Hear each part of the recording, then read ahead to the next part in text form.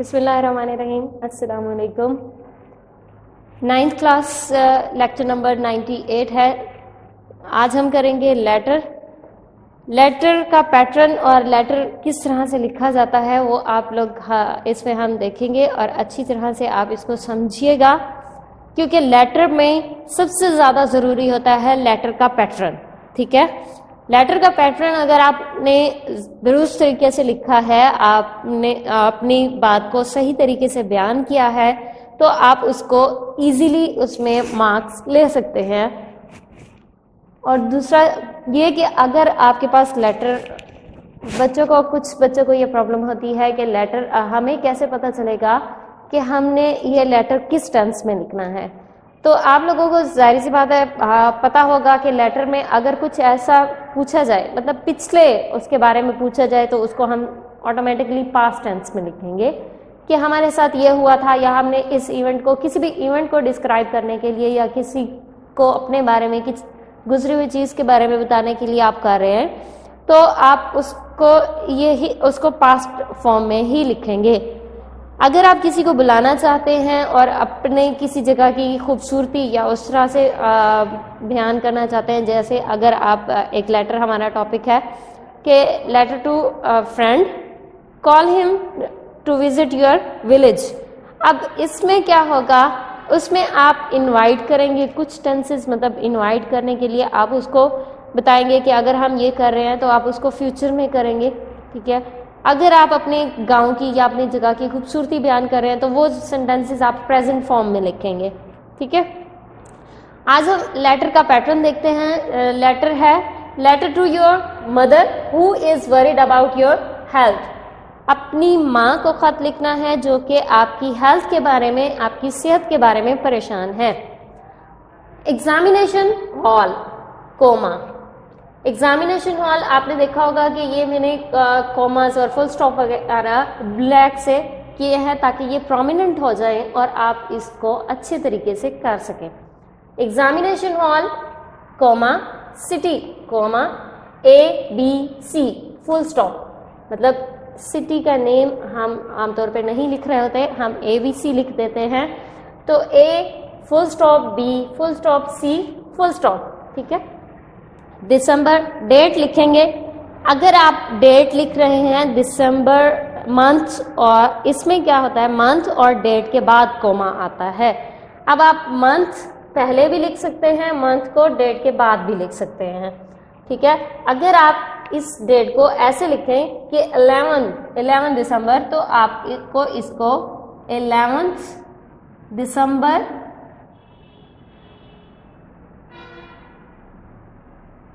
Coma 2020 full stop.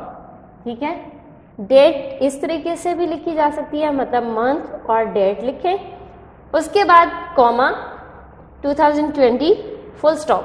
ठीक है, और दूसरा डेट आप ऐसे लिख सकते हैं, इस तरह आपको इसमें ऑर्डिनल नंबर्स, मतलब 11 दिसंबर लिखना पड़ेगा अगर आप डेट पहले लिख रहे हैं।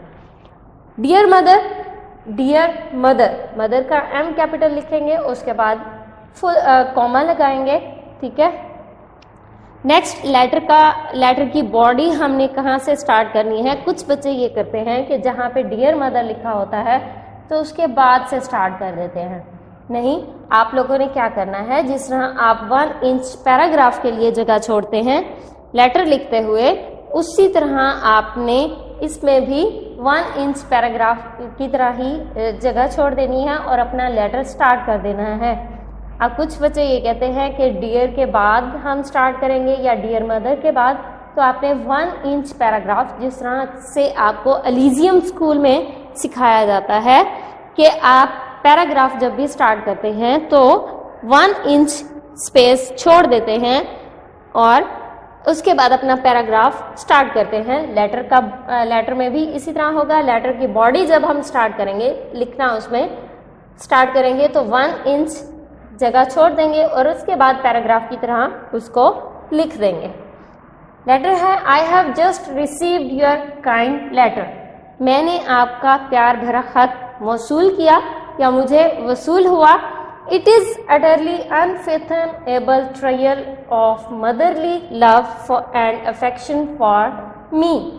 It is utterly unfathomable, ये मुकम्मल तौर पर एक बेपाया मतलब ना ख़त्म होने वाला ख़जाना है, of motherly love and affection, माँ के प्यार और शफकत का, फॉर मी, मेरे लिए, ये मेरे लिए माँ के प्यार और शफकत का ना ख़त्म होने वाला या बेपाया मुकम्मल ख़जाना है। You have manifested so much concern about my health. आपने मेरी सेहत के बारे में बहुत ज़्यादा तशवीश का इजहार किया है।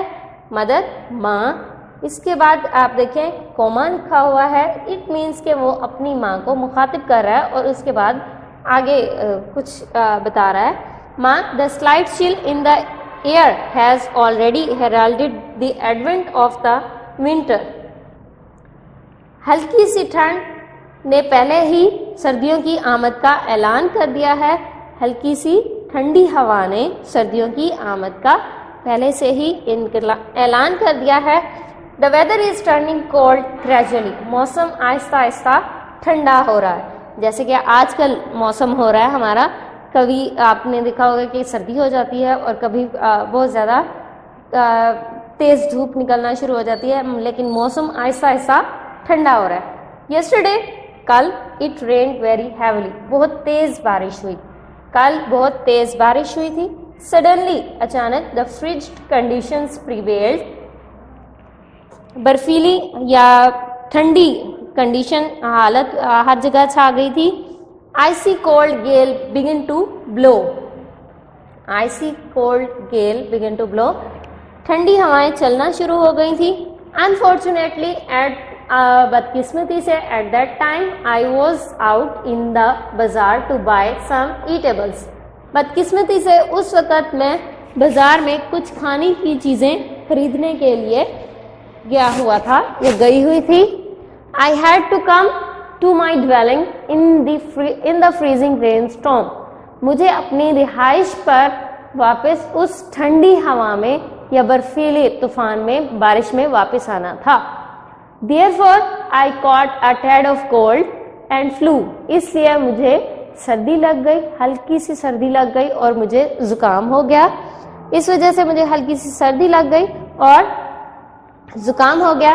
Anyhow, ताहम, I went to a physician, मैं एक फिजिशियन के पास गया, and told him the whole story, और उसे मुकम्मल कहानी बताई, यानी जो कुछ मेरे साथ हुआ था उसे वो मैंने बताया।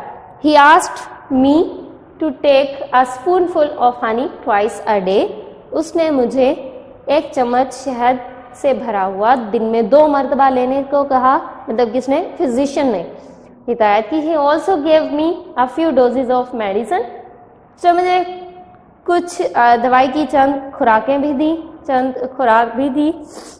I proceeded according to the advice of the doctor, मैंने डॉक्टर की नसीहत के मुताबिक अमल किया। I am feeling very well now, अब मैं बेहतर महसूस कर रहा हूँ। You need not worry about me, आपको मेरे बारे में परेशान होने की ज़रूरत नहीं है, या आप मेरे बारे में बिल्कुल भी परेशान ना हो। I will be quite right in a day or two, मैं 1 या 2 दिन में बिल्कुल ठीक हो जाऊँगा। Your blessings and prayers are just what I need right now, आपका प्यार और आपकी दुआएं वही हैं जो इस वक्त सिर्फ मुझे उन्हीं की ज़रूरत है। I will come after a fortnight to see you and father, मैं आपसे और वालिद से मिलने के लिए 15 दिनों के बाद आऊँगा या आऊँगी। Please convey my greeting to all at home, मेहरबानी करके या बराए मेहरबानी घर पर सबको मेरा प्यार दीजिएगा। Yours sincerely या yours affectionately XYZ। अब इसमें आप देखेंगे yours हम लिखेंगे, उसके बाद sincerely LY, ये sincerely affectionately ये जो होते हैं इसके साथ हम yours लिखते हैं, जबकि अगर हम लिख रहे हो your loving son या your loving daughter तो हम सिर्फ your लिखेंगे, s नहीं लगाएंगे, और yours sincerely के बाद कोमा आएगा इसके बाद X Y Z, X full stop, Y full stop, Z full stop. यहाँ तक हमारा लेटर कंप्लीट हो जाता है। आई होप आपको लेटर का पैटर्न अच्छे तरीके से समझ आया होगा और आप इसको एक बार मैं आपको फिर इसका बता देती हूँ कि पहले उसकी हेडिंग दी जाती है, ठीक है, उसके बाद बॉडी लिखी जाती है और एंड में उसकी ग्रीटिंग्स लिखी जाती हैं, मतलब कि उसका एंड किया जाता है। और लेटर के जो पैटर्न होता है इसके मार्क्स होते हैं, तो आप इसको अच्छे तरीके से कीजिएगा और कोमा फुल स्टॉप वगैरह का भी ध्यान रखिएगा। आप लोग इसको अच्छे तरीके से रिवाइज भी कर लीजिएगा और याद भी कर लीजिएगा। अपना बहुत सा ख्याल रखिएगा। आई होप कि आप इस पैटर्न को फॉलो करेंगे और इसी पे ही दोबारा से आप करेंगे, ठीक है। अल्लाह हाफिज।